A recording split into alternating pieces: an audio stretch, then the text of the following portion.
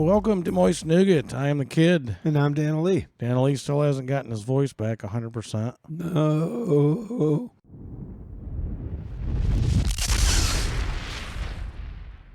I have to tell you, we went viral with our TikTok video last week. Oh, really? Well, let's call it spiral. Oh, no. We got like 8 or 9 new followers. Okay. We had over 1,000 views and a bunch of comments. No kidding. Comments. So 8 new followers is viral for you and I. That is. As ridiculous as that sounds. We're just coming off the remnants of Hurricane Ian. Of course, we didn't get anything compared to Florida and even the Carolina beaches. Right. Right. But it got a little. I went out. I think I went out for my last smoke, and it was really getting gusty, and I was like, it's getting a little hairy out there now. Yeah. But this was like 8 or 9 o'clock. Yeah. See, I thought that I was watching the weather. They were saying, "Oh, you're gonna wake up Friday, and it's gonna be pouring down rain all day, and probably until you go to bed." And it hardly did any. I mean, it was breezy. Right. Friday morning. See, I went out Thursday. I was going to get some food and drinks and stuff like that just to have in case we lost power or something like that. I got to the Harris Theater. I went in, grabbed a cart, went in, got about 20, 30 feet into the store and turned right around and went right back out and parked the cart and went to my car and ordered a pizza and brought it home. Oh, no kidding. They had like two lines open. Oh, yeah. There was so many people jammed up coming down. I mean, you couldn't even get down the aisle in front of the registers to go into the actual aisles and stuff. Right. And I was like, I'm not dealing with this. You almost asphyxiated yourself the other day working underneath your camper. Yeah. It was dumb. It was very dumb. I got under there. I was waiting for a friend of mine, Ron, to come and help me. We installed, instead of installing one of those little 6-gallon hot water tanks that come with the camper camping trailers, instead of one of those little ridiculous things, I spent some extra money. I bought a 19-gallon that I knew was tall enough I could put it on a platform and still put it underneath the trailer. And the whole intent was it was all hooked up. It was running. It was fine. It was working great. It's been under there for a while, and I'm like, we're closing in on the cold weather. Arctic freeze. Oh, gosh. At least that's how your mom feels about it, because it gets down to 29 at night. Just it's cool enough. And so I had to get insulation wrapped around it and then put a tarp over it. So I'm really covering this thing. And then tied the tarp in place. That was the whole intent. And I got under there well ahead of when my friend was coming over to help. I just wanted to do a number of things that was going to speed up the process. He showed up after a while, and I'm still under there. I hadn't come out. And he got under, and he said, "Oh, I can smell. I'm getting the smell of sewer gas." I said, "Oh, okay." And then we didn't discuss it any further because we focused on what we were working on. And we're near done. And all of a sudden, I'm thinking to myself, I don't know what this feeling is, but I think I've got to get out from underneath the trailer for a while and just stand up. I had all I could do to get out from under it. I'm telling you. Yeah. I was crawling. And he's like, "What are you doing?" I said, "I think I got to get out from under the trailer for a little bit." So I got out, and he said, "You okay?" And I said, "I don't know." And I stood up. Man, I had no balance. I mean, I was a mess. Those shit gases will get you. It will. He looked at me and he said, "You're like white as a ghost." And I'm like, "Oh man, I feel weird." And I went around to the front of the trailer, up on the deck, sat in one of the chairs. I was out. I didn't even know I fell asleep. I was out for 2 hours. Yeah. I thought I was only sitting up there for like 10 minutes. And when I woke up, I was like, oh, crap. What happened? I felt like shit, too. So you're lying to me. You said you didn't sleep much this week. You got at least 2 hours. Oh, yeah. Really, 2 really good hours. But yeah, the topic this week, courtesy of Dana Lee, this is a good one, too. Jobs we wouldn't do. Yeah. Like occupations, jobs that we wouldn't do. Nope. And we're not dissing the occupation. No. It's just stuff we wouldn't do. Just me personally is like, no way. Yeah, I ain't doing it. No. And here's my first. Okay. I got a list. I don't even know if we'll get through them all. I would never be a fucking telemarketer. Just wouldn't do it. I am not calling people Right. that don't want me to call them. Yeah. I'm not going to be a telemarketer. Right. There's not a lot you can say about it. Now that they can actually call your cell phones and stuff, it's ridiculous. Yeah. You know, it was different when you had a home phone. You paid like when somebody called you, even if it was long distance, it was on them. It wasn't on you. Right. But some people have, prepaid plans and they only have X amount of minutes or whatever on their phone. They don't need some douchebag. And I know these people are only doing their job. Right. But the companies that hire the telemarketers to call you, offering you a vacation or something. It's like, dude, if I could afford to go on vacation, I would plan it out myself. I don't need you to call me and offer me some bogus bullshit thing, because that's what it is. Yeah. It's bogus bullshit. Right. Or a roof on my house. I don't own the house. Call the fucking people that own the house. Yeah. I'm going to get all my fucks in today. I'm like you. I don't want anybody doing a sales job on me.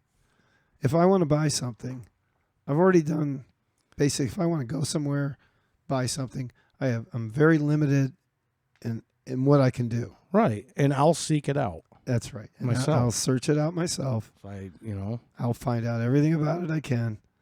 And then, weigh the pros and cons. Yeah. And where I'm at and how things are going. And so, yeah. I would never do it. I wouldn't do it. No. Period. No, I couldn't do that one. Well, let's move on from shit. Yeah. So, what is your next job you wouldn't do? Here's a little bit of a disclaimer. It's an oddball one, but all the jobs and how they would interact with me being a musician, because that was kind of a prerequisite for me. I'll find a job. I'm playing in bands. I'm making money on my weekends. I'll take a job, but it's got to be safe. I can't endanger my fingers. Right. I don't want to do any work where I'm really going to get hurt. Because how it is. You're a drummer too. You can't mess up your arms, your hands, your feet. So it's got to be a low contact right deal. Yeah, not working with like saws and shit. Exactly. All day long. Exactly. So, and I mean, my God, that goes back to my early 20s. So, wait a minute, our age. Okay. I'd like to be your age again. Well, but we're both middle age, or three-quarter. Yeah. You're three-quarters age. I'm middle age, I guess. I'm three-quarters age, definitely. I'm almost to 7/8 age. Halfway to 70, but no, you're halfway past 70 now. Yeah, that's right. Three-quarters past 70. What's your next thing on your list? Working in commercial fishing. I never even thought about that. I couldn't do it because I couldn't take the work on the boat and fish. I never liked to fish. I mean, I gave it a good try, but I don't eat fish. And so to me there was a value there. If I'm not going to eat what I'm catching, my heart's not really in it. Right. I went with a house cleaner or a maid. Oh, yeah. I'm not picking your shit up. Right. No, I mean, I don't even like cleaning my own house. I'm certainly not going to go clean your house. Yeah. Right. Right. I mean, make your own fucking bed. Yeah, I got you. Clean your own windows. Yeah. My next one is I wouldn't want to be the guy that replaces the light bulbs on top of the water tower. Yeah. Yeah, actually, or the water towers or those towers, the towers. The big. They make big bucks. They make big bucks. Yeah. Well, there's two ways to do it: climb up, or get lowered from a helicopter. Right. And we were talking about ladders and stuff. That's where I do have a fear of heights. Yeah. Like, I'm not climbing up one of those towers. No. I'm just not going to do it. No. I went with butcher. Oh yeah. I wouldn't want to be a butcher. Okay. I would not want to be a butcher. No. Got that. Sorry, Gladys. I'm not making your lamb chops and wrapping them in that nice white paper. Gladys. Yeah, there's always that musician factor. Save the appendages. Well, it's not even a musician factor for me. It's just I want to keep my digits. I don't want to lose my digits, period. You know? Yeah. I want to be able to pick my nose with this finger. This one. This one, whatever. I don't know. I forgot which one. It'd be harder to do it with this one. Cleaning cages at the zoo. Okay. Very interesting. You don't want to shovel shit. Wow. I mean, it'd be interesting. You'd get to know your shit. Well, so that kind of goes kind of with one of mine. A dead fish harvester or a roadkill collector. Ah. Okay. I wouldn't want to do that. Yeah. Yeah. Why wouldn't you want to be a zoo cage cleaner? Just the idea that zoos are great places, but I'm coming here to handle all the shit. Okay. I wasn't sure if it was like, I might be in here shoveling the shit and then turn around and the Bengal tiger is right behind me. Yeah, that would be a huge mistake. Someone forgot to put the lock on the door. So yeah, I certainly wouldn't want my last thing I see is a Bengal tiger. Yeah. No.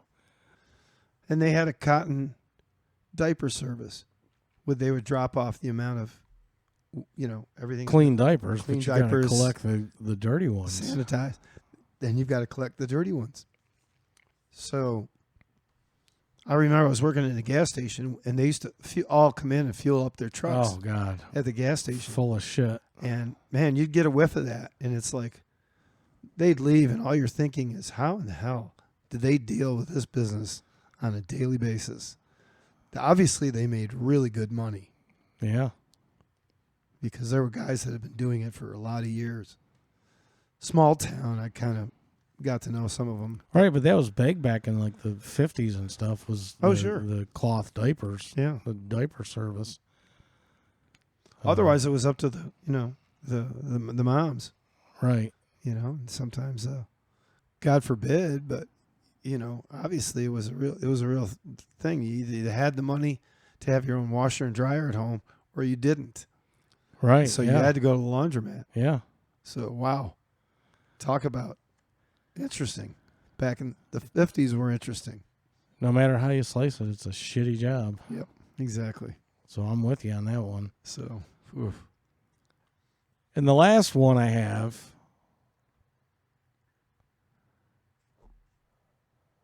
Hold on to your seat here. Need a drum roll? Animal masturbator. Oh, yeah. / inseminator. Right, inseminator, yeah. Well, on that note, kids, don't work at a foundry. Don't. But we better call this one an episode. We're running a little bit long today. It's been fun. Yeah. It's been real. It's been fun. Hasn't been real fun. It's been educational. Cameras all seem to be working still, so we're good. I guess. Well, anyways, thanks for listening. I am the Kid. And I'm Dan Lee. We'll catch you next time.